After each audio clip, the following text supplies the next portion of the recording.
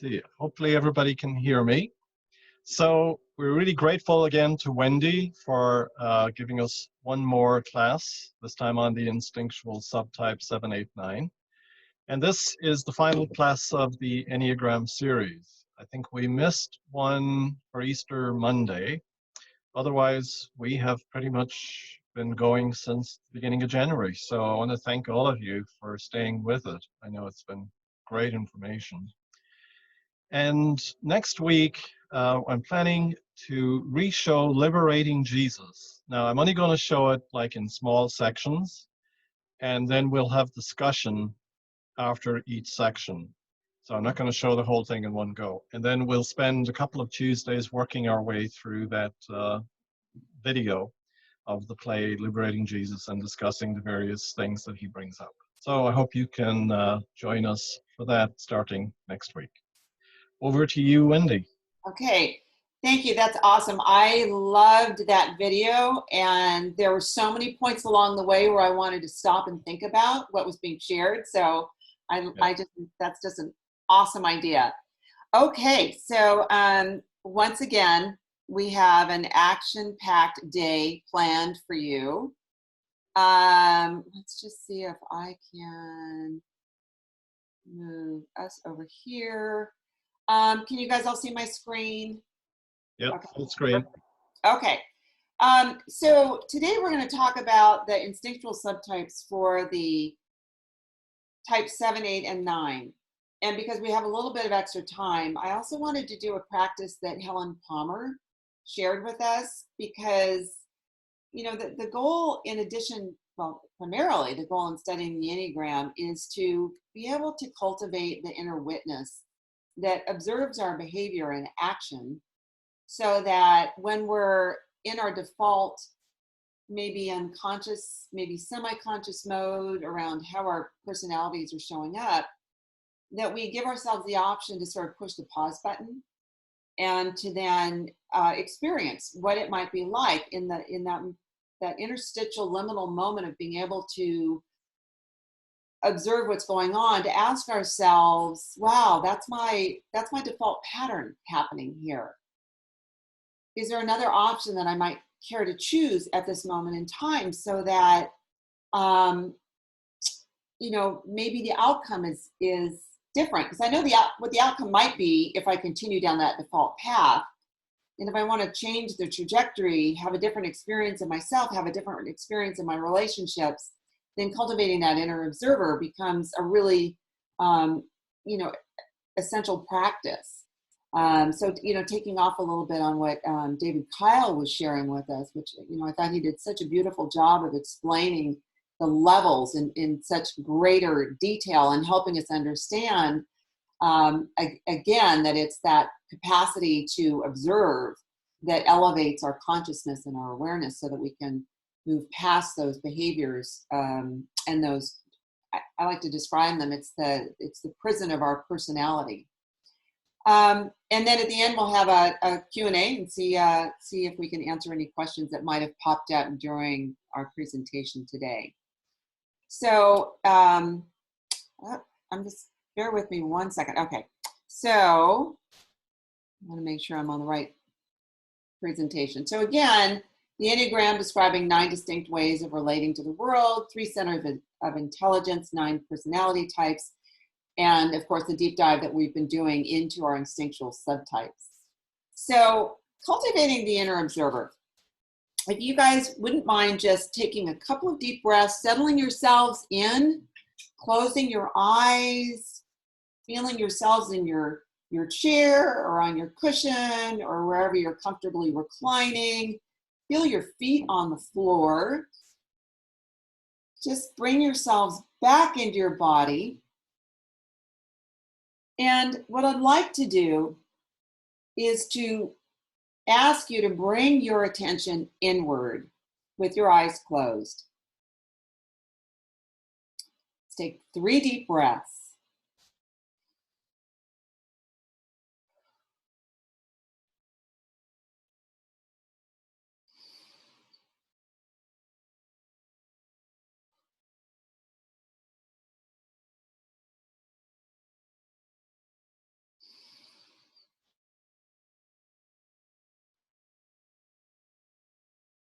And now, even though your eyes are closed, can you place your attention in the middle of the room?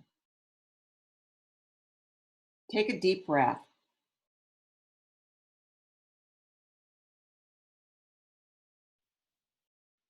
Now, can you focus your attention against the far wall?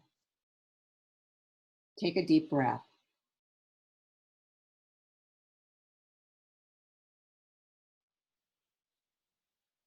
Can you bring your attention back to book reading distance and then take a deep breath?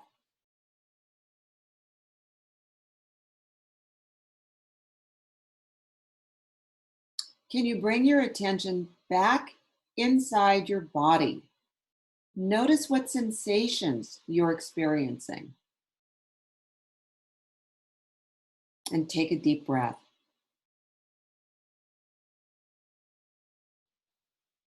Can you tell the difference between these different placements of attention in space?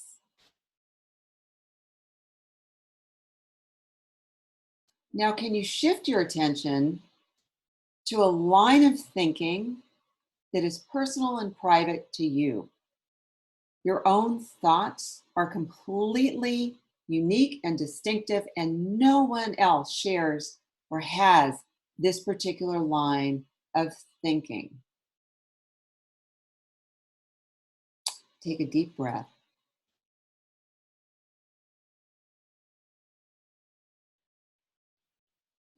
Can you shift your attention to a memory of yours, something in your own past?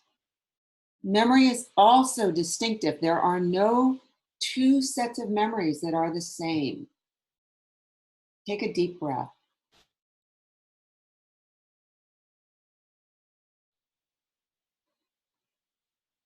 Can you move your attention to a future plan? Something you're planning to happen in the next week or next year. Plans are also distinctive. There are no two views of the future that are the same. Take a deep breath.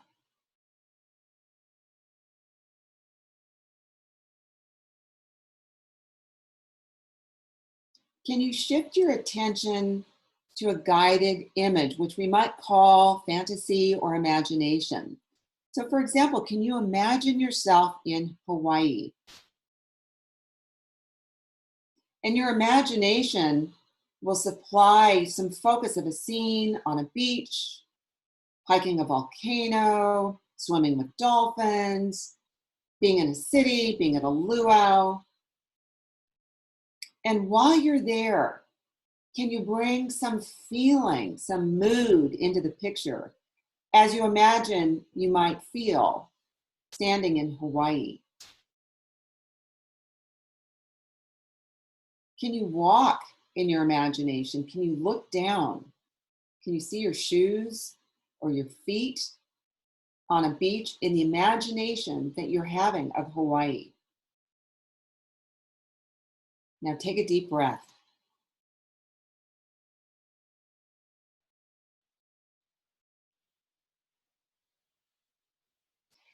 Please bring your attention back inside of yourself.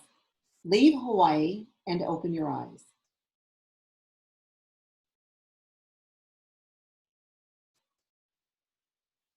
So the point of this exercise is to show you that in a very few shifts of attention, you can cover the entire range of inputs that supply the considerations of your type. So it's from being in your body, being in your mind, creating that sense of feeling in your heart. And all of that informs you about your personality.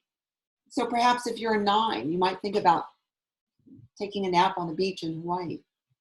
And if you're a 7, you might think about an adventure sport or being on horseback or climbing a volcano or riding down Mount Haleakala. And if you're a 2, you might think about getting a towel for your partner and making sure that they've got enough ice in their cold drink. So the real purpose of this exercise is to introduce you to a fundamental concept of the linkage between the personality type and the higher consciousness, and to point out there are two of you in there, as most of you know. So the two aspects of your perception include the personality self, which is the patterns of thoughts, feelings, and behaviors that define your personality, as well as an inner observer, which is that mechanism of mind that can observe itself and watch the personality at work. And the whole purpose of studying the Enneagram is to strengthen that self-observation, because it's the observer. It's that aspect of your mind that can stand back and detach and be dispassionate that assists you in the journey from personality to the liberation of living from a place of higher consciousness. So now that we've all grounded ourselves and we're ready for entering into the period of information overload, we're just going to do a really quick review of the personality subtypes, reminding ourselves that each of us, like all social creatures, shares 3 biological drives. Self-preservation focuses on the need for survival, material security, physical safety, and resources. One-to-one, also known as the sexual instinct, is about the quality and status of relationships with specific individuals. And while the focus is about attracting a mate and bonding, in a larger sense, it's about our sense of well-being through deep one-to-one connection. And then social interaction focuses on our need for belonging, recognition, and relationships in social groups, as well as our hierarchical standing in that group. It's the ability to get along with the herd. It's our relationship with our friends and our families. And it's just kind of knowing where we stand, being on the lookout for the group and having them be concerned about our well-being.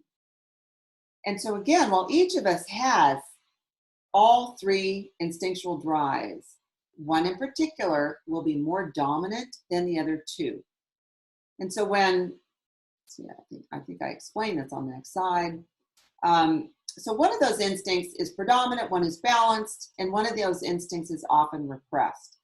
So it's that dominant instinct in combination with the emotional habit or passion of the subtype that creates that unique instinctual subtype.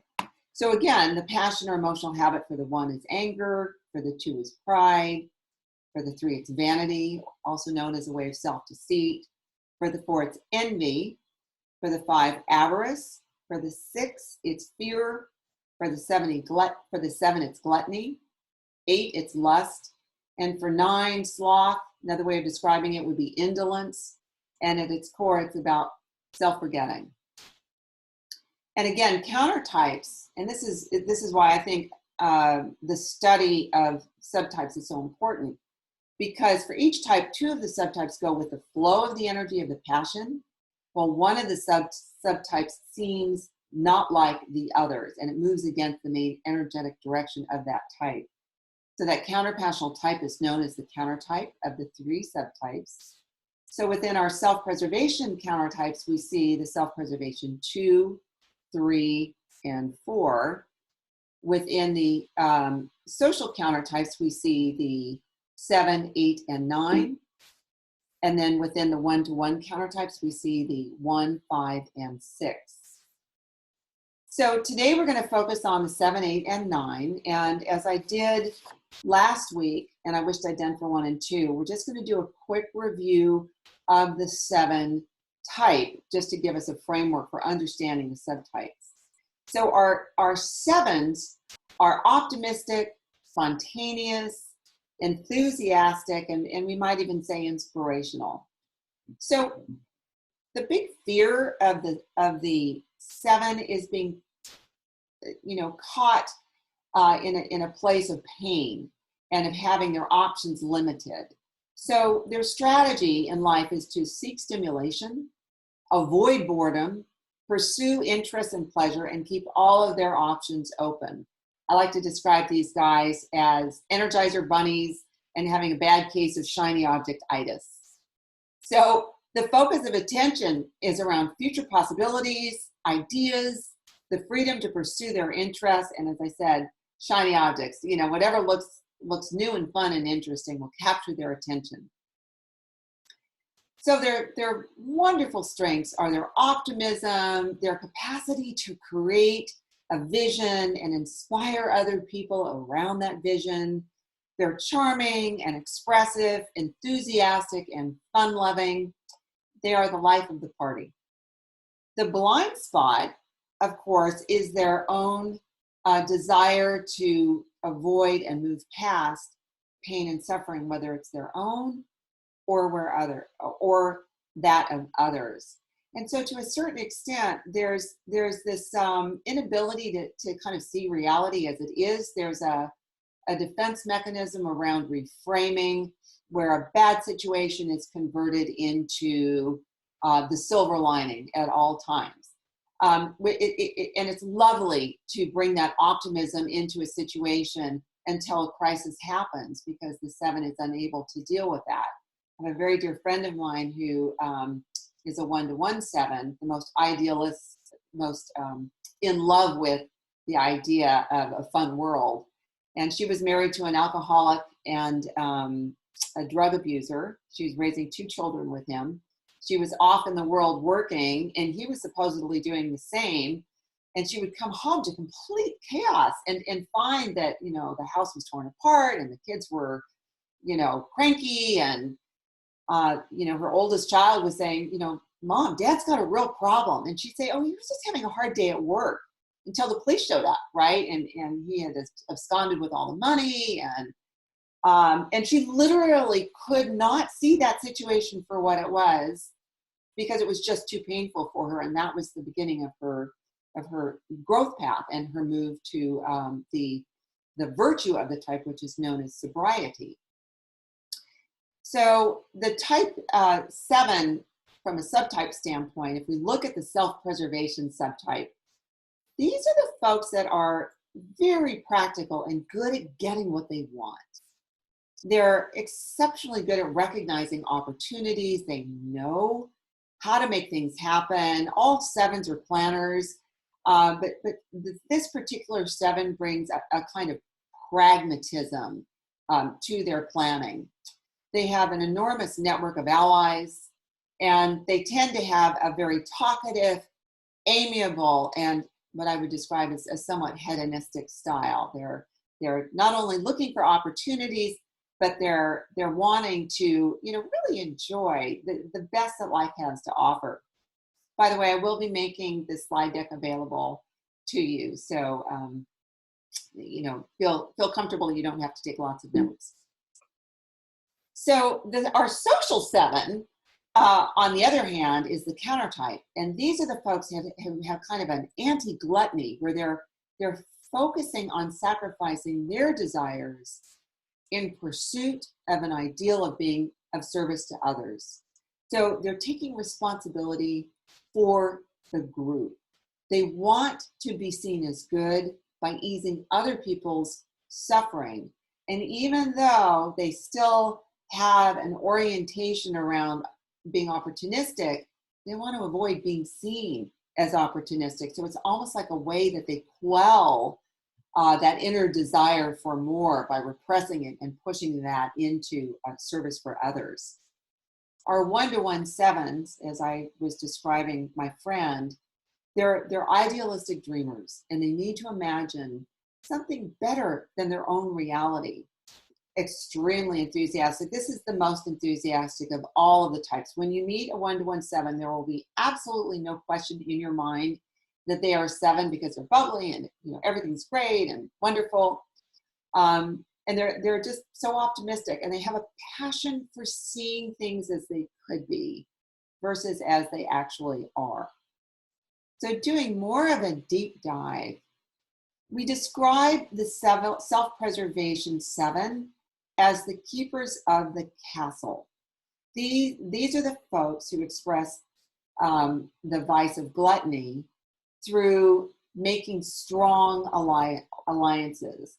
So in a way, it's kind of collecting a partisan group, whether it's a network of friends, whether it's colleagues at work, and it's kind of like their own personal mafia, if we could say as much. And they really, that should say, rely only on those they trust. And they might relay optimism to those they trust, if we can do a little wordplay there.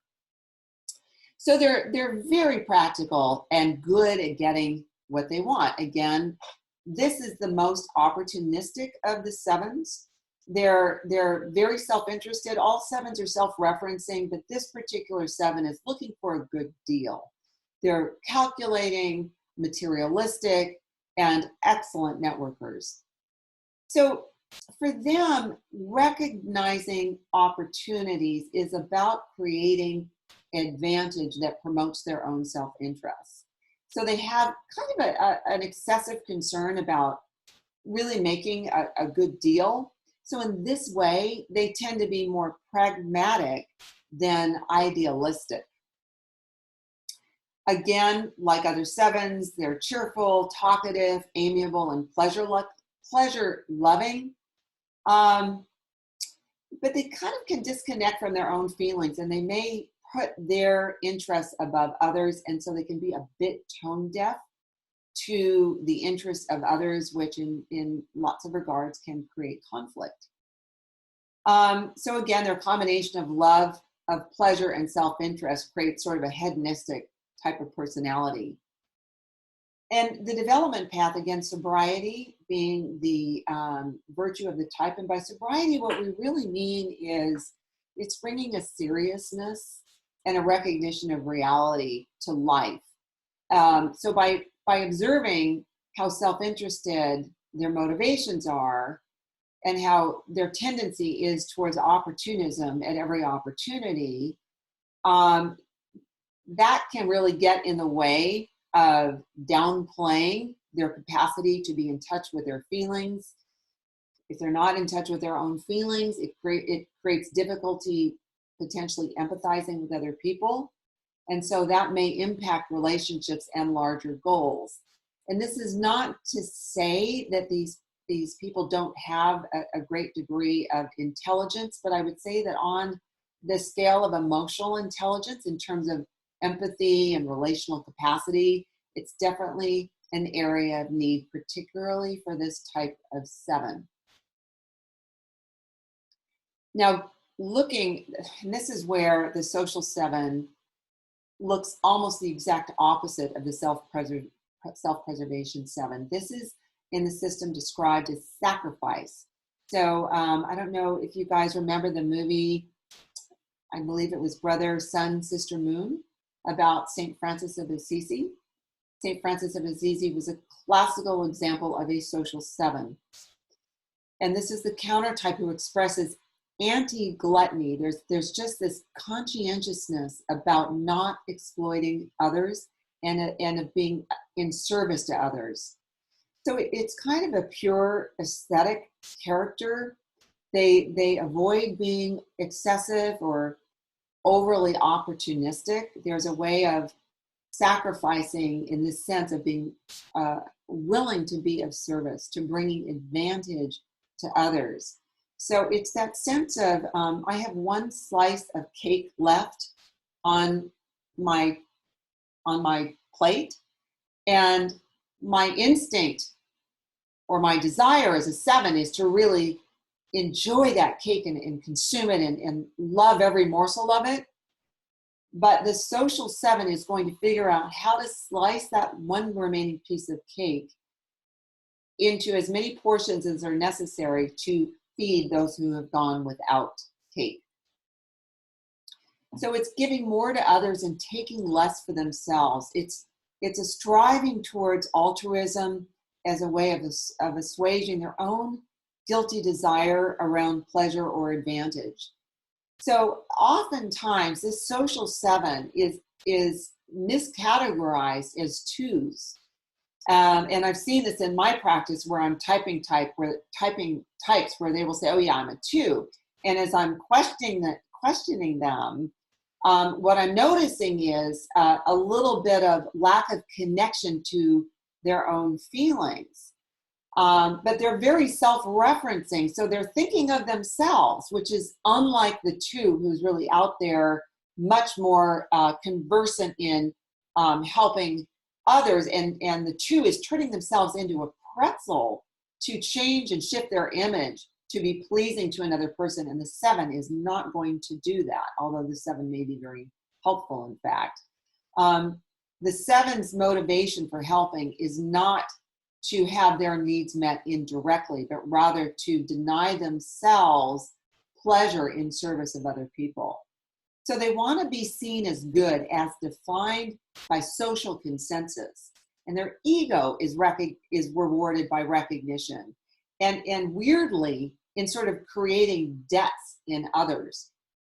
So whereas the 2 may be wanting to have their needs met indirectly, the 7 is kind of looking at a kind of an odd balance of power, where if they're doing something for another person, that person will be indebted to them and potentially be available to be of service to that 7 in some future capacity.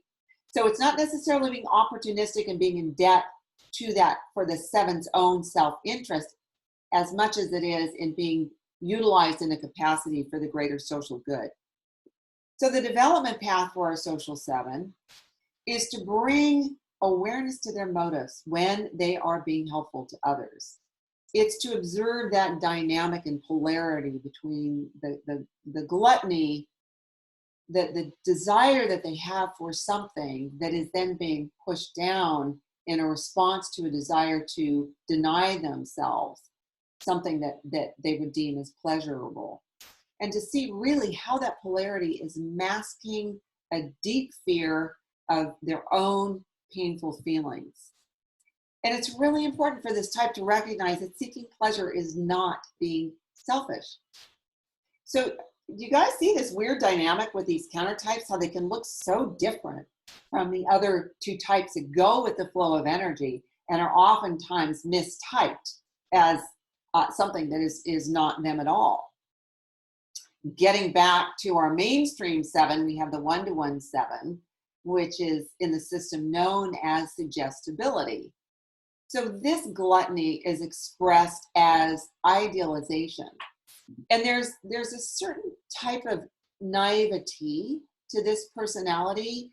They're definitely the ones who are looking through rose-colored glasses, dreaming of a world in which, their imagination of what that world could be is just something better than ordinary reality. So if ordinary reality creates a sense of pain, constriction, having their options limited, these are the dreamers who are sort of out there fantasizing about how this reality that they're experiencing is actually different than it is. So in a way, it's looking at things with the optimism of someone who is in love. It's viewing life with a passion for imagining how it might be. And so that term suggestibility is really about sort of a need to fantasize. And there's some gullibility in this. They're very easy to hypnotize. They're so susceptible to enthusiasm that they can sort of wrap a silver lining around anything, any difficult situation.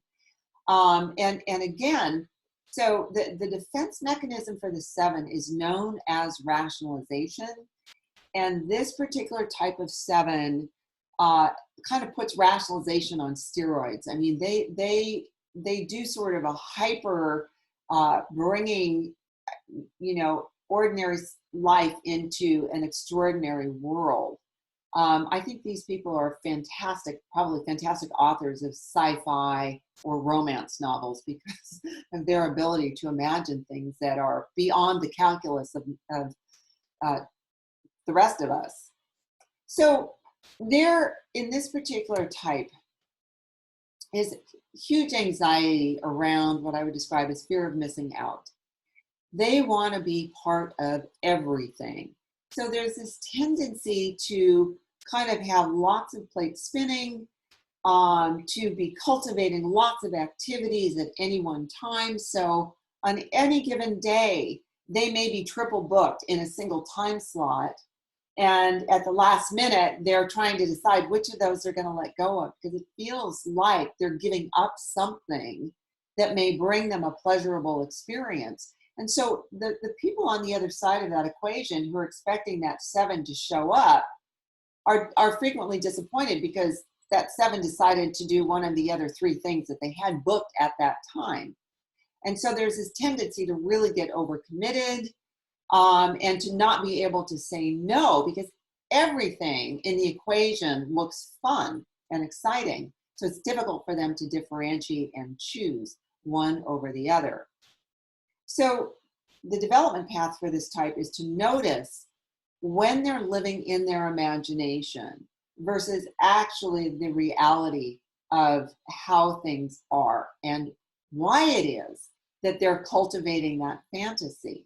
So when they do this, what may come up for them are feelings of disappointment, feelings of constriction, feelings of being limited, and for this particular 7 in particular, it's wrestling with those painful emotions that can be very difficult. But once they move through that and they see how what they're doing in their lives with all of this plate spinning and not being able to commit to one thing over another actually creates sort of a pain of its own in terms of disappointed relationships and, that franticness that comes with trying to be in 3 places at one time.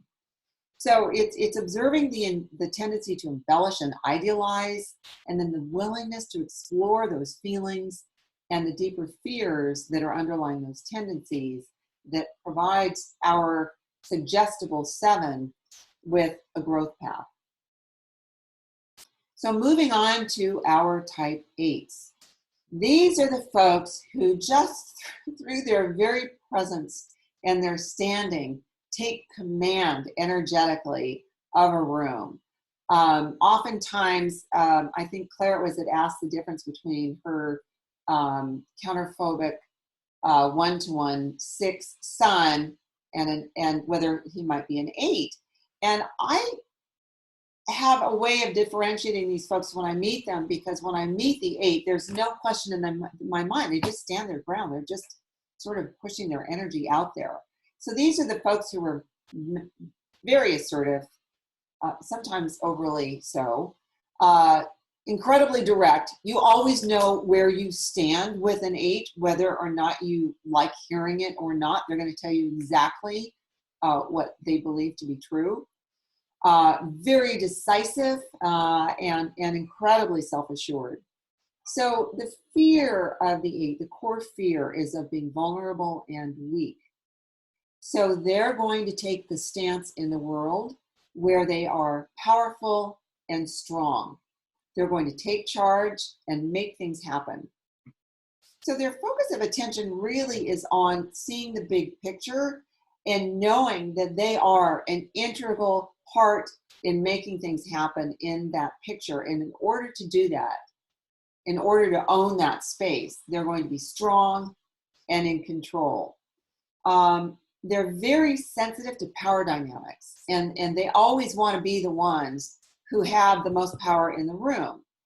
But they consider that that is well earned, because the way that they're going to use that power is on behalf of taking care of the weak and those who are disenfranchised, needy, potentially the victims of other people who have abused their power.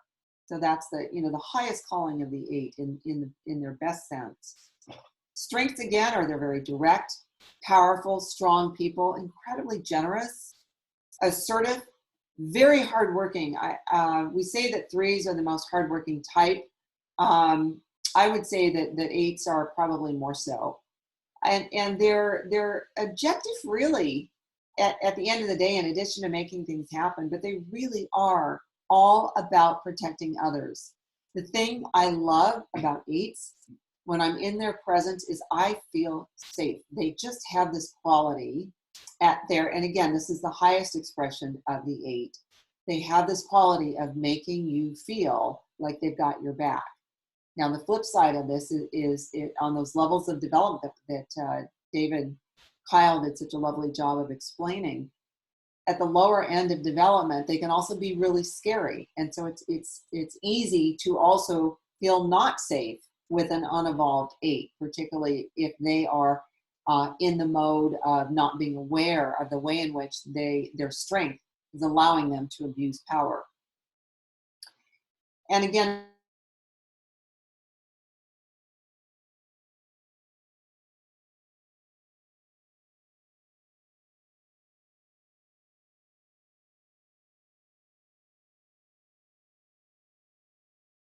and so because they know that they have that marshmallow interior, there's a real sense of, I don't want anyone else to see that, so I'm going to kind of erect this wall, this maybe prickly exterior, so that people can't get in and hurt me.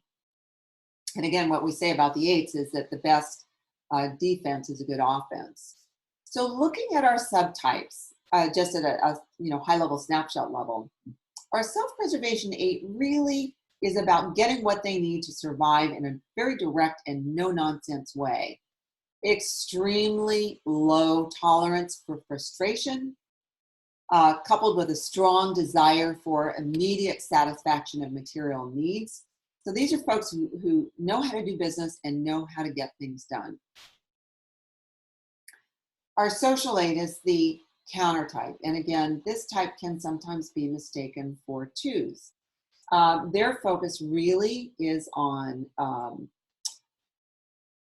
protecting and mentoring others, especially anyone that they view as needing their support. Now, all 8s are rebellious, so they can be rebellious and assertive, but they appear less aggressive than the other 2 8s.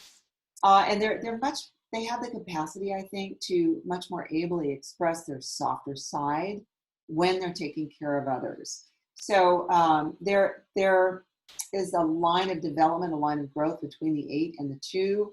I like to say that social 8s are really in touch with their 2s. So our 1-to-1 8, by the way, the social 8 is the counter type because I didn't mention that. The 1-to-1 8s are the most rebellious of the 8s. They like to be the center of things. They're more provocative and passionate than the other 8s, and they literally cultivate having power over people and situations. This is not an unconscious move. This is raised to the level of consciousness for them. So looking more at a deep dive now, our self-preservation 8 in the system was known as satisfaction. So they express the vice of lust through getting what they need for survival. They tend to feel omnipotent, and they feel quite capable of satisfying and meeting any need. And they're not shy at all about, making sure that they get it first. So that satisfaction refers to the timely satisfaction of getting their immediate needs met right now. They have an extremely low tolerance of frustration. So when they get frustrated, they instinctively move to take action. And so they're on the move. If it's in a work situation, they're going to, kind of be the bull in a china shop and get rid of whatever obstacle is in the way, so that they can basically get back to getting their own needs met. So they don't talk about this very much. They just go after it. They go after it. It's no nonsense, no worries, no pretenses, no wordplay, no apologies. It's just kind of like, yep, I'm grabbing it. It's mine. I need this. And, I'm sure you guys will all figure out, how to put, your own dinner on your own table. So the driving need is kind of this exaggerated ability to take care of their own self and their own needs. And so they know how to barter, and they know how to get the upper hand over anybody. It's almost an exaggerated selfishness. So if our social 7 is the anti-gluttony, selfishness is a really bad thing, this is the exact extreme opposite of that. This is kind of the most defensive, armed, and protected of the eights. They're going to oppose anyone who gets in their way. Eights kind of have an unconscious sense of needing to take revenge on people. It's a function of feeling that a wrong has been committed. They're the sheriff in town. They're going to meter out justice. Part of justice is executing revenge. In the self-preservation eight, you see this a little bit more at an unconscious level. So they can kind of go in that direction without really understanding why. So the virtue of the eight is the movement toward innocence. And so the move to innocence for the self-preservation eight is really learning how to allow for a range of feelings. Eights tend to lead from a place of anger. It's kind of what motivates and drives them. And so oftentimes that may come up initially, but more to the point, it's around sadness, it's around shame, it's around guilt, and it's around feeling their own vulnerability. It's that deep awareness of their own mortality.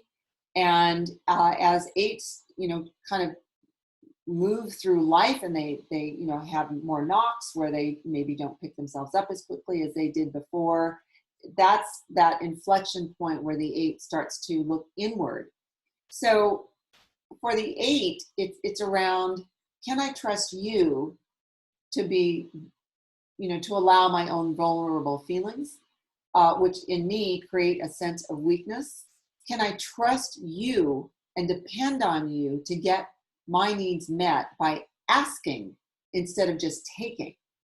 So the development path here really is around cultivating that awareness that's driving the tendency to grab what I need first without asking, without talking about it, and being aware instead of the importance of being able to trust that others will meet your needs and will provide for you if you just let them. Our social eight is the counter type, and this the type in the system is known as solidarity. This is also a rebellious person, and they're moving against social norms, but it's in the service of protection and loyalty to the group and to the community at large. So this is what we kind of describe as the helpful eight. This is the person who's really concerned with injustice to others, but it's in an interesting way, it's contradicted by sort of an antisocial element in regards to the rules of society. So this person is going to work on behalf of others, but they're going to do so in a way that may not work according to conventional norms. So they can appear more mellow and friendly. They're definitely less quick to anger than others, but their tendency to rebel is in more subtle and less obvious ways. So solidarity refers symbolically to the young child who is protecting their mother against a patriarchal, overly dominant, or potentially abusive father. So along the way of becoming that young child protecting the mother, they, as children, learned to give up their need to love their own inner child.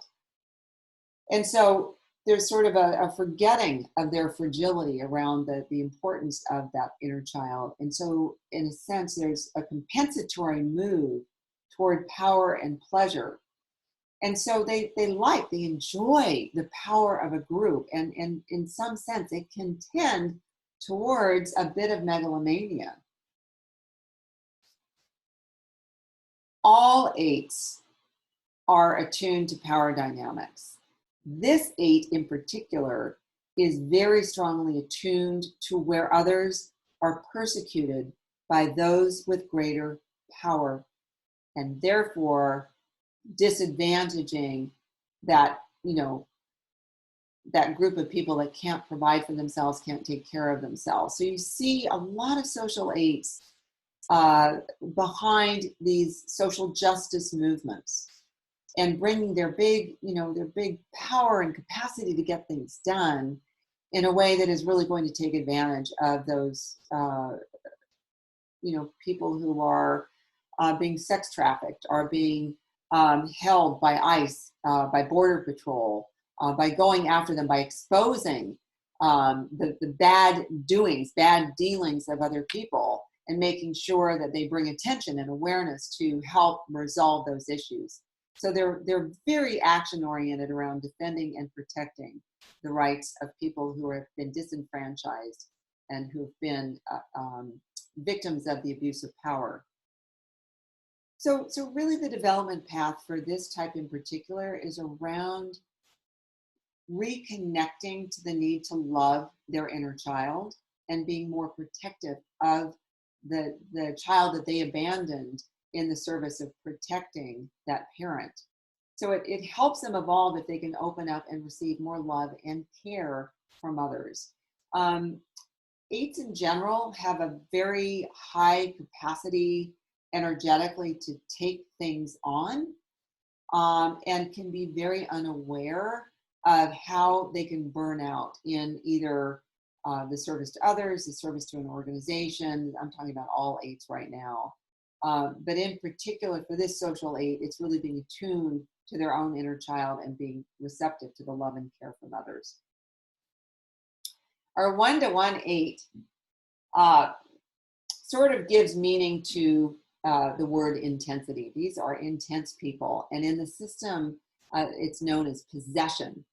So these are the most rebellious, antisocial, and intense types in the Enneagram. The only type that gives this type a run for its money around intensity would be the 1-to-1 4.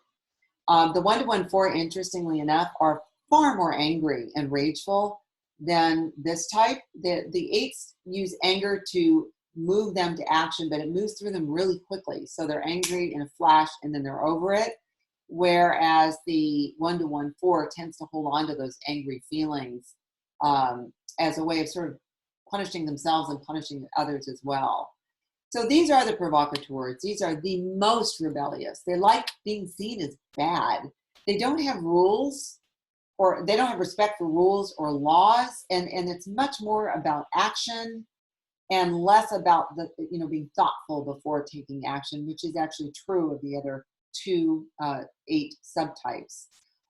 This is the person who is an anti-intellectual. They really don't like putting much thought into anything because they just feel like it's just a waste of time.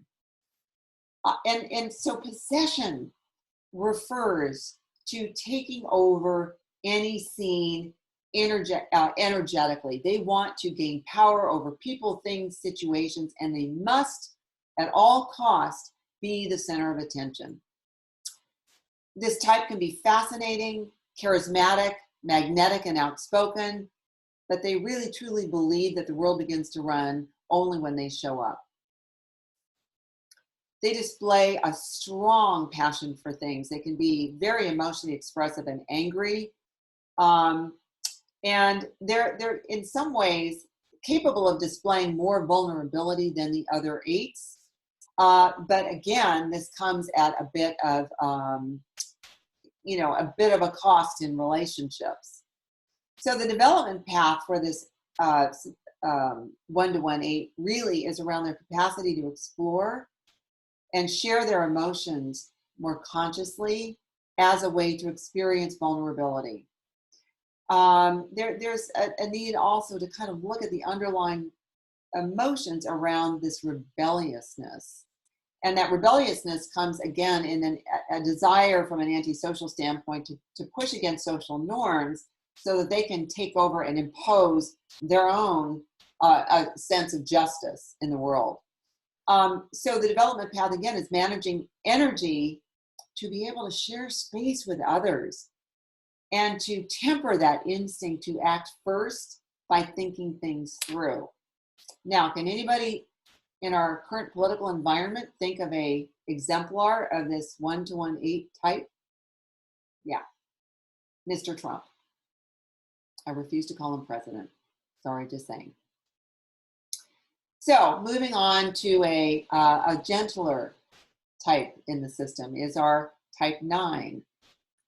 This is the person who is easygoing, non-aggressive, accommodating, and patient.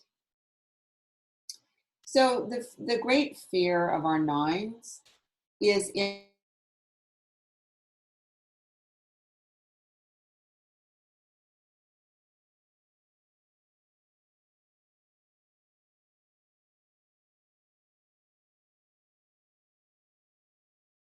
conflict at all costs. Focus of attention is going with the flow, focusing on others and not themselves. And just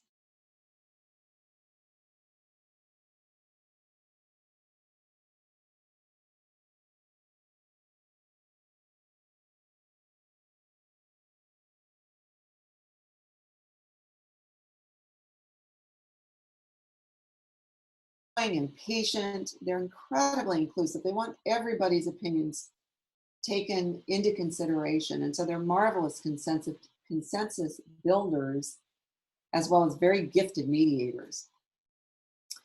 Their blind spot is around their own importance, the importance of their own agenda, the importance of being able to take a stand and say what's important to them, even if it may engender some conflict. So what happens in this tendency to avoid conflict and disagreement is they're saying yes and meaning no, because they don't want to engender conflict, but they can also be a bit passive aggressive and stubborn. So what the nine is unaware of, because of this aversion to conflict, is they don't want to disagree, and inside themselves they're hearing a no, but they're kind of nodding yes to the person that's making the ask. And so the person who's making the ask can be a little confused, because it's like, wait a minute, I'm hearing yes, but I'm getting this strong stance of no, right? So the body is communicating no to the person. So this is where that stubbornness and passive aggressiveness can be experienced for those of us who love and live with nines. So again, just taking an overview of all of the subtypes for the nines, the self-preservation nine really is finding comfort in familiar routines and the satisfaction of their own physical needs. And it doesn't necessarily relate to food, but it's losing themselves in whatever activity helps them feel grounded and comfortable. The social nine, our countertype, works hard to support groups that they're a part of as a way to seek comfort in belonging. These are very congenial people. They like feeling a part of things. They tend to be very lighthearted, and they expend effort to be admitted to and supported by the group. Our one-to-one nine tends to merge with the agenda and attitudes of the important others in their lives. This is a very unassertive, sweet, and gentle nine, very relationship oriented, and they take on the feelings and opinions of those that they are close to, really without realizing it. It's an unconscious fusion. So looking more deeply at the self-preservation nine, this in the system was known as appetite, but it doesn't necessarily refer to food. It's expressing sloth or indolence, probably a better word than sloth, by using a sense of comfort and physical satisfaction. So they kind of avoid the rigors of an engaged life by being, very mindful of what physically feels comfortable to them. So there's a way of just getting lost in one activity or another and kind of falling asleep to their own needs and wants. This is the person who may have great difficulty prioritizing what's in front of them, because they'll be working on one thing and then something else will come along and somebody will make an ask and then somebody else will make an ask, and pretty soon they've got all of these activities that they're taking on, and they sort of, they may have gotten up that morning thinking, well, I'm going to get on my exercise bike first thing, and then it's 5 o'clock at night and they're making dinner for the family, and they've forgotten about, that thing that they committed to for themselves. So that appetite the word appetite refers to substituting a sense of being in the comfort or fulfillment of their appetites, regardless of how that appetite expresses itself. So it's feeling grounding in fulfillment of that physical and material needs that are met in very simple and straightforward ways. There's no artifice here. So it kind of feels safer to hide out in a familiar routine than showing up and risking potential conflict or overstimulation. So this is a person who might not really want to be out there in the world all that much. Doesn't really care for, the excitement of being in a group where there's lots of interaction and lots of stuff going on, because it just feels like their nervous system is getting overloaded. And also a familiar routine, if they, kind of stick to every day, this is what's going to happen next, kind of like being in lockdown, kind of like shelter in place. I'm sure that our self-preservation nines may be really enjoying this period of our lives. Because by kind of not being out there in the world, you minimize the risk of potential conflict. And because of that feeling with the nervous system of maybe being a little overstimulated, this person can express a little bit more irritability or stubbornness and have a stronger presence than the other types of nines. And they may also really want more time alone. And again, it's a way of just, letting themselves feel grounded and coming back to a comfortable routine. So the virtue of all nines is to move to right action. For this particular nine, it's about really being more in touch with their own anger. So of all of the nines, this is the one that is least in touch and most afraid of their own capacity for anger. And really importantly, it's being very proactive in taking action on behalf of their own self-interest. Now, to do that, it means showing up more in the world and telling other people no. So it's consciously taking action in support of their own wants and needs, which means risking potentially somebody being mad at you. If they're used to you saying and doing what they want and putting their needs ahead of yours, imagine the challenge that that's going to create when that nine finally says, no, I'm putting myself in the equation here. So for the social nine, this in the system is known as participation, and this is the counter type. This type can look a lot like threes in that they're workaholics, and they express that indolence through merging with and prioritizing the group's needs over their own. So this type is generous and unselfish. They sacrifice themselves always to satisfy the responsibility that they feel to the needs of the group. This is the type that is going to take on a lot. They're going to shoulder a tremendous amount of responsibility, but they're not going to show pain or neediness or burden others with their own specific requirements or needs. It's a very congenial type. They need to feel a part of things. And part of it comes from this sense, a deep, deep inward sense of not being a part of things, of feeling different from others, of not fitting into the community. So this putting themselves in service on behalf of community overcompensates for that feeling of being different. So a classic example of the social nine was Barack Obama. Very congenial, can be very lighthearted, but the manner in which he really put the needs of society ahead of his own, I think, if we understand his background, right? He was, the child of biracial parents. He lived in different communities, and I'm sure growing up as a child maybe cultivated that sense of not being a part of that community because he wasn't really from one place or another. So you can see the beautiful way in which he expressed that in the world. And these nines have very full lives, full of everything but themselves. So their identity comes from a sense of belonging to the group to the extent that they can actually doubt their own inward sense of self. They can be especially gifted mediators. They're very good leaders in the best sense of the world of being unselfish and owning all of the responsibilities given to them. And of course, you can see where the breakdown for this type comes when they haven't given enough for themselves, when they feel overburdened, but unable to really claim themselves as being as important and taking care of their own needs as being important as the needs of the group.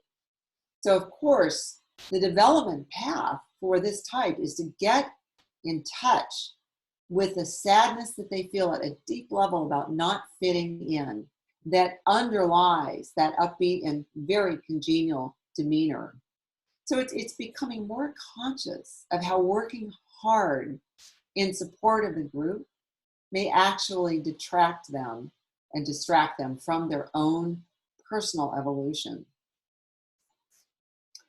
So lastly, as we're bringing our exploration of subtypes to a close, last but not least is our 1-to-1 9, which in the system is known as fusion. And so this is the person who expresses indolence by fusing with another and thereby avoiding their own sense of being a separate self. So to do that, they energetically take on the feelings, opinions, attitudes, beliefs, and sometimes the behaviors of others. And deep, deep, deep within this person is a real, true fear of abandonment. So in a kind of a weird way, they have difficulty expressing their own passion for living, so they live experiences through another. I would describe this as sort of a life purpose by proxy. It's substituting what other people think as a purposeful and meaningful life as their own. So it's a way of, it exemplifies the way in which a relationship with an important other is used to feed one's own being. So and it can be merging with a partner, it can be merging with a parent, another important person, but nonetheless, it's substituting somebody else's identity for their own sense of being. And so they may be so focused on meeting the needs of others that they betray their own needs.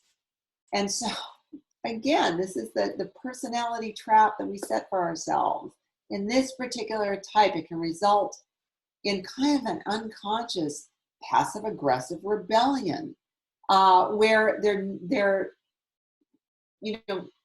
feeling their spirit telling them what they need, and yet fusing with other, and then kind of setting up this, well, wait a minute, I'm not going to do that for you because I'm not having my own needs. And so you can appreciate the confusion that sets up in relationship, where the person they fused with, who is just loving having all of their needs met, all of a sudden wakes up to a person who's like angry that their own needs aren't getting met, but they can't articulate what those needs are because they've spent their, that point up till then in their lives being part of that other person's agenda. So it can be very difficult and troubling for this person to reclaim what's theirs and to believe that it matters.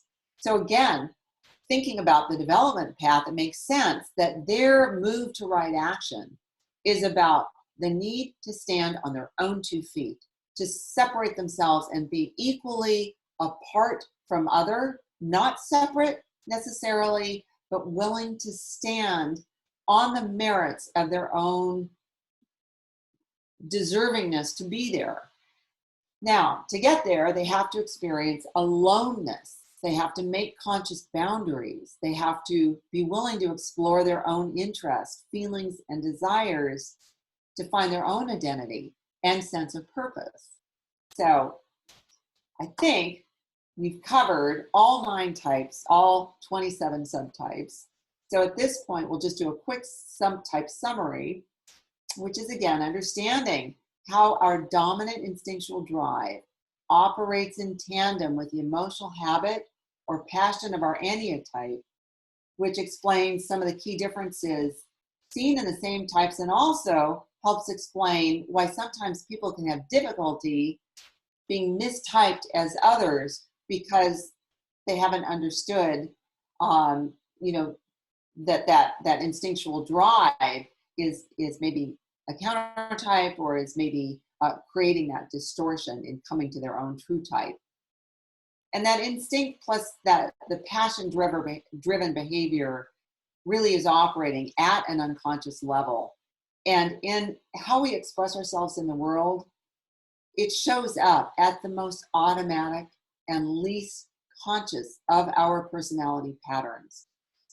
So as a self-preservation 3, as I think I've shared with you guys, it's still amazing to me how often that self-preservation instinct kicks in a way that is entirely not appropriate to the situation, and sort of co-opts my capacity for taking action and getting things done. And all of a sudden I find myself moving in a trajectory where it's like, wait a minute, what am I doing here? I don't really need to get another package of toilet paper. We've got 3 in the garage. Oh, but it's there in the, in the grocery store. So it's kind of becoming aware of those automatic behaviors, and then taking a look at what the instinctual biological drive is, whether it's a need for managing resources, or being part of a group, or connecting deeply with other, that may be kind of on automatic in us, so that we can raise that to a level of consciousness. So again, it's raising awareness to those behaviors that are both type related and biologically driven, that allow us to really start paying attention to those patterns that may be standing in our way to transform ourselves into, just be more conscious beings. So with that, I'm going to stop my screen share and unmute everyone.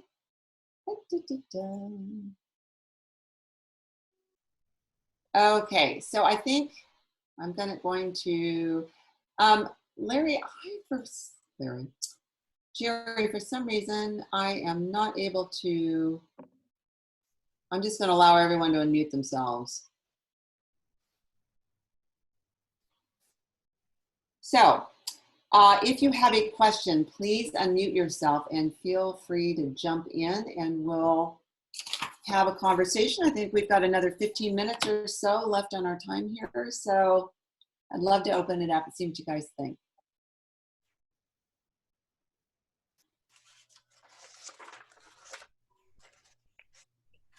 I think that this is Sharon.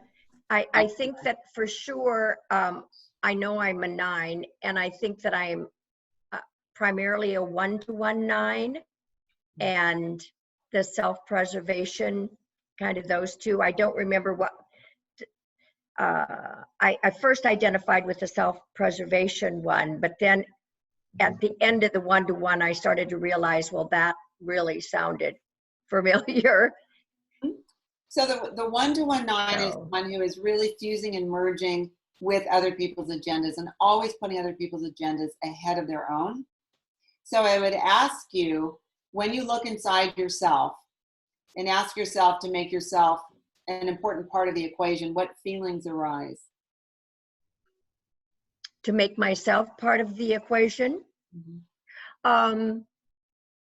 And again, you're a mature woman now, shall I say a wise woman.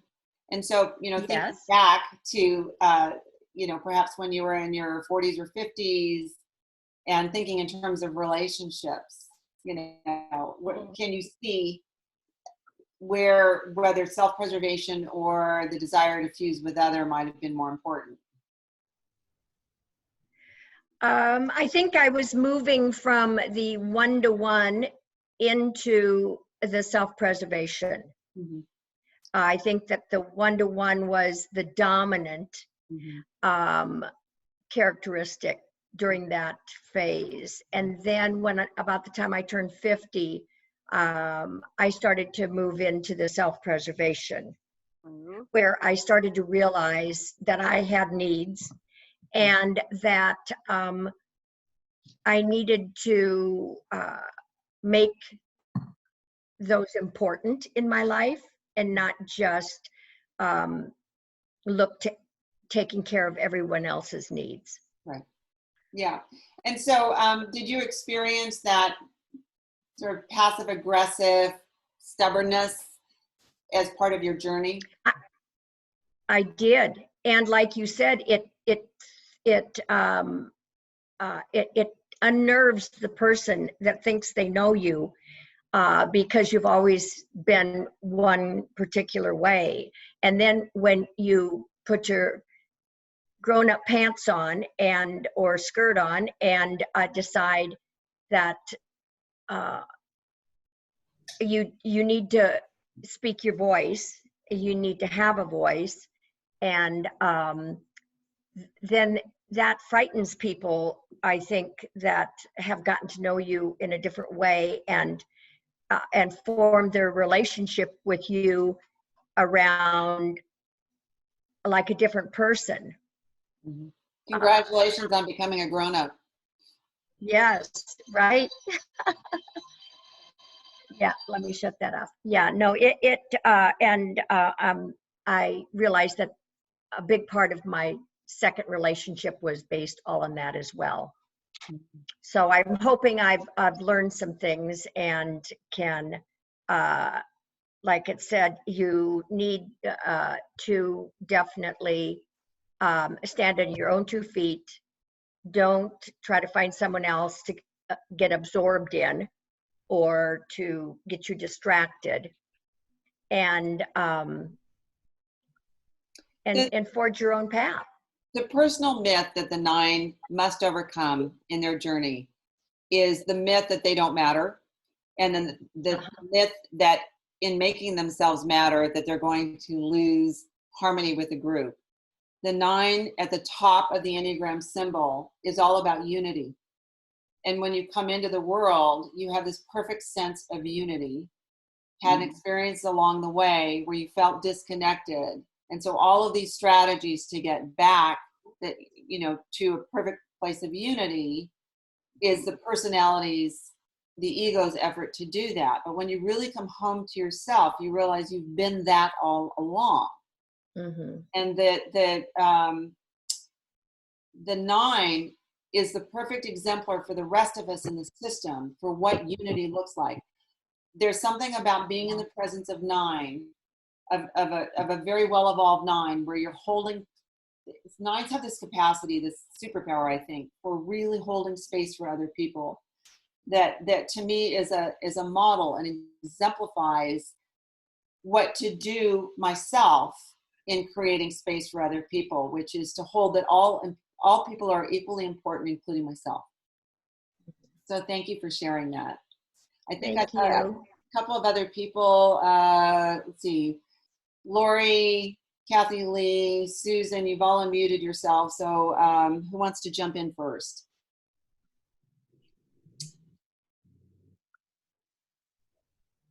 Well, if nobody's jumping in, oh, I'm sorry. Did you want to jump in, Jerry? I just want to briefly say that this whole series, and especially today, what you said, has brought to light to me why I stayed for 37 years in a very difficult relationship. Certainly is the self-preservation part, the practical, pragmatic, and the fact that it's something I hadn't noticed before, the disconnect from my own feelings.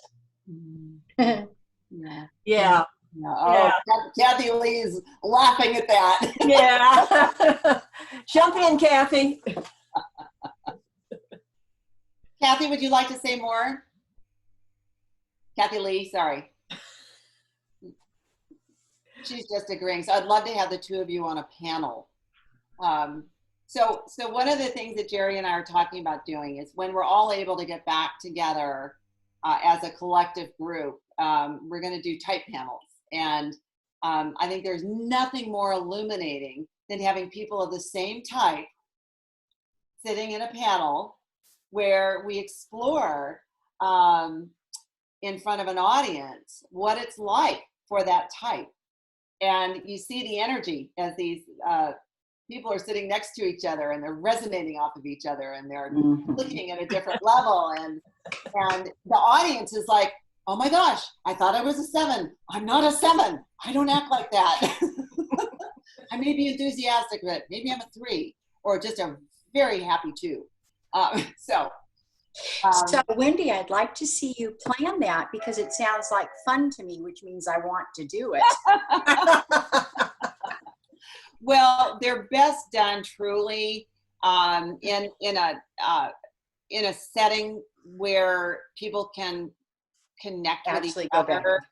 I think doing it in this forum, you could do it, but I think it just, just something gets lost in translation. There's a dynamic that happens, particularly when you, as a panel member, are looking out at the audience and seeing the way in which it connects with people.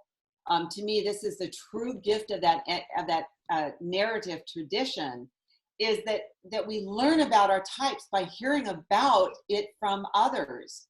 So when somebody asks me how a type 7 is likely to act in a certain situation, I'd much rather ask, you or Kathy or, or Susan or any of the other folks who relate to that type, because you're the experts. Well, also that's known as relational learning, and people really enjoy that, basically, right? You can be very engaged. Yeah. Yes, I know I do. And I love facilitating the panels, because it's a very organic experience for me, because I tend to have an idea of where I want to go, but I usually take off where the panel is taking me. Because I think that there are so many areas of possibility for personality and how we show up, from, how is this a childhood pattern? How is it in our 20s and 30s? How do we feel about it today? What have we found to be most helpful in our own development path for relaxing the ego structure, right? Which is so well designed to help us survive, but also creates all these other issues for us. And then the other area I would just be so fascinated to hear you talk about would be the spiritual journey in terms of the Enneagram, and what are those spiritual practices that are most, nourishing to each of us, and how can we assist other people with their spiritual practices when they're different numbers on the Enneagram. I would just love it. And when I think about spiritual practice, to me, it's coming home to my own Christ consciousness. It's coming home to why I'm here on this planet, and how can I do the best I can to relinquish the needs that the personality has to make a good impression, right? In order to do what is truly in my heart, to express myself in the world. So if that's what you mean, I would love to have that opportunity to do that in a group setting. We are on the very same page, Wendy. Perfect. Thank you. Sure. I think, Lori, were you wanting to jump in there? Thought I saw your, nope, you're muted. So. I thought there was a man's voice at some point, one of the guys. I was about to jump in. Yeah, I thought that might be you. So what did you think? You were curious about, remember we said we were saving the best for last for you. That was, and so that created an expectation level that. And how did we do meeting that expectation? Sort of there. I actually, through all of this, I'm thinking, oh, this is one for all 7, 8, and 9. I want to listen to the recording and go through it again. And I'm also distracted today because I've got other huge projects on tap, and so my mind is halfway into those rather than being here. So I'm going to have to review it. But anyway, I think I'm getting the difference between the self-preservation, social, and intimate a little bit better, because as you were going through the 7, 8, and 9s, I was thinking of other people, and oh, that person's a 7, and now, oh, which one are they? And you're going through, oh, maybe that one, oh no, maybe that one, no, maybe they're, because I'm seeing the qualities and with myself as well, I've got qualities of all three subtypes. Yes, and we all do. That's absolutely true. All of us have all three instinctual drives. So the real question is, which one is dominant, right? Yes. Yeah. Which one shows up? And what you'll find is the one that is most dominant is probably the one you were most unconscious to. Oh. Because it's so automatic. Yeah, I was thinking of it the other way. I was thinking of it as, oh, the one I'm more exercising and aware of was the one that would be dominant. At least that's the way I was. So I think I'm a self-preservation 9. Mm-hmm. So you like comfort and routines. Absolutely. And you like time to yourself, and you can and when you said the current COVID thing is sort of like a blessing, that's exactly. I mean, it took me maybe a week to say, oh, this is a sabbatical that I've always wanted. Right. Maybe even a nanosecond. It was pretty quick. Oh, this is a gift. And so great. I don't have to deal with all this other outside stuff. I can just stay here and work on my own projects. Yay. Right. And I do want to say that in my own experience, I have 2 subtypes that are really close to each other. Self-preservation is dominant, but 1-to-1 is not far below it. And the one that is most repressed in me is social. And so I was able to see the self-preservation pretty quickly because I didn't even start studying this material, the subtype material, until about 4 years ago. And so I'd already had, a pretty good lifetime of experience getting up to the point where I could really see it operating. So it may be true that, you're very capable of seeing where your routine and love of routine has, sort of co-opted that self-forgetting of the type 9. But other people who are younger might not see that. They might not see as clearly that's what's important to them, because they may have the idea that being part of a group is really important, and so therefore I'm social, right? Mm-hmm. So I think this is in the classic way that subtypes were taught. They were taught that if you really like being just on your own and by yourself, that you're more likely a 1-to-1 subtype, which isn't necessarily true. Or if you really like being parts of groups, that you're social. Well, I like being parts of groups, but what's more important to me is making sure that I have material security for my own future. So you look at the motivation behind the behavior rather than the behavior itself. Yes, absolutely. Yeah. Yes. Yeah. So the things I noticed, that caught my attention when you said it was with the self-preservation 9, the difficulty in prioritizing projects. And I'm so ruled by the spontaneity and I have so much creativity that I make my to-do list, a week at a time. I never exactly follow it because all this other stuff comes up. I wake up with an inspiration. I'm off into 4 hours of writing on a project that I wasn't even thinking about for this week at all. Mm-hmm. And I know that it's best that I go with that. I get a lot more done. I want to capture all those creative ideas and impulses. And so if I don't, I lose the opportunity to do that. It doesn't come back. It's like a one-time opportunity. It's coming through today, so I got to run with this. Mm-hmm. And so I've learned that's the best way to do things. And the other one is I guess it's probably the seeking the comfort and personal satisfaction piece that I will think, oh, I really need to do such and such today. I've got a deadline. I need to start working on that. But I really want to go out into the garden. And if I don't go out into the garden, I found out my energy's not fully behind this other thing that I'm dragging myself along to try to do. So I'm actually more productive if I go out, follow that instinct for what is coming up today. I do that, get that out of my system, and then I can turn my focus to that other thing and get onto it. And I actually get it done faster if I it's just fascinating learning that that's sort of the way I work. And I heard that in the self-preservation. I'm also thinking that it's quite possible that in an earlier part of your life, you were, you placed more emphasis on the social, given your work as a teacher and how much responsibility you had.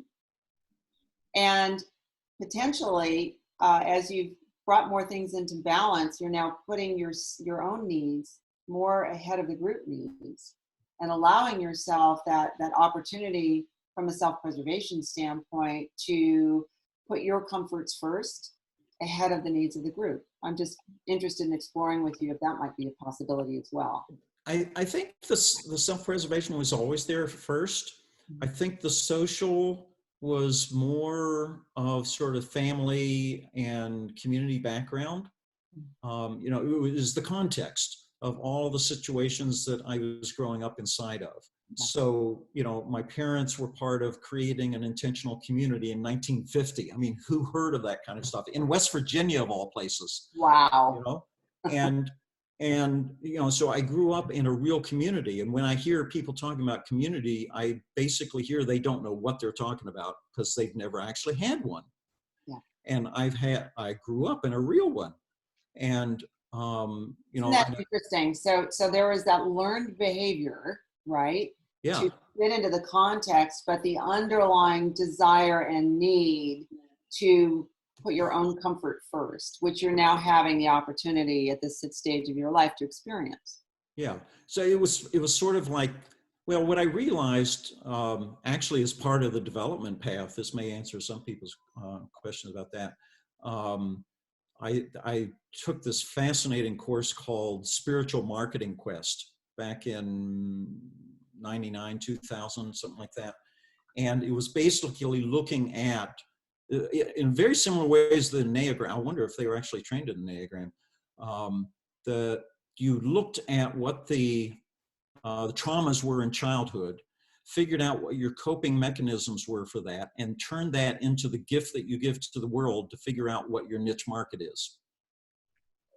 Okay, that's a mouthful. I know, and it was brilliant. And so I figured out that, I started looking at that, always feeling like I wasn't part of the group. I didn't fit in. I was the radical. My ideas were totally different than everybody else. I felt, outside, and yet I would be the president of the group. But then after a meeting, I would notice people were talking to other people more than they were to me. Yeah. And I was there facilitating, being a leader. All the attention was focused on me. Afterward, there was sort of a crash because now they're interacting with everybody else because I'm not the social person. But I was doing a lot of that. So what I figured out in the marketing quest was that why was I doing that? My motivation was to feel safe and comfortable and create harmony. So I saw all these groups, I saw all the bullying, I saw all the weird behavior that I didn't like, that I didn't think was the way you're supposed to be as a good human. And I would take charge of the group to bring in my standard of how we're going to treat each other, how we're going to set this up. And so I became really, really good at Robert's Rules of Order because it was the only way then that I saw that this is a way for everybody to have a voice. Everybody gets a turn. You raise your hand, you get recognized. We're going to take care of everybody. And so having that order was a way of creating the harmony and creating this perfect society in that group. And then I figured out that's the gift I have to the world, making people safe. And so now I do it through environmental design, but it's a psychological process of how to make your home a nest that supports your spiritual development. Richard, thank you for your Robert's Rules of Order segue, because I've just been alerted that we're 3 minutes over our time. And so I want to apologize to anybody that I might not have had an opportunity to share your experience. And I want to say thank you so much for letting me be a part of this group. And hopefully giving you a little bit more of an understanding of the Enneagram and subtypes and all those fun things. And I'll turn it over to Jerry to kind of close it out. Okay, well, thank you, Wendy. This was an area that I did not know too much about, so it's been really beneficial, and it's rounded out my understanding. So again, a reminder that Wendy will be doing the panels sometime whenever we get back together. Who knows? Maybe July, August, September. I don't know, somewhere there, hopefully. And we'll give you plenty of advance notice. And having been on panels myself, I felt that that was how I really learned about myself, because it just becomes so much clearer. And then the finesse of whether you're, you know, which subtype you are becomes very clear, because you can just see the different personalities, even though you're all one. So many thanks, Wendy. I really appreciate your expertise, Yeah. but also your generosity. You've been very generous with us, so I do appreciate that. Absolutely. I really enjoyed it. So thanks, guys. Thanks to everyone. Bye-bye.